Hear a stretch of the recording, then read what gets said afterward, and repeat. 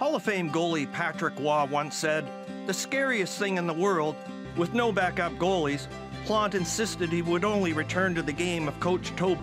Let's take a look at that thing. It's a frightening-looking object. It's moved to my face and just most of the eyes are marked out. These other holes here are just air holes.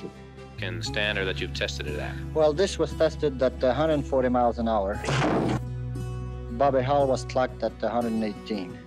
In 140 miles an hour, I think that you can wear it in a game and not worry about it. So when you wore the mask, you could see it was very good for vision, but the vision was very good. Safety, not so much. To the mask we see today, decorated to reflect the personality of the goaltender. That was because I used to wear the old molded mask, and my idol, Bernie Parent, ended his career with an eye injury. To play without a mask was the Penguins' Andy Brown in 1974. Dare to wear their old masks in the NHL today. No, of course not. The guys shoot too hard. It'd be far too dangerous now. I think that tells you everything.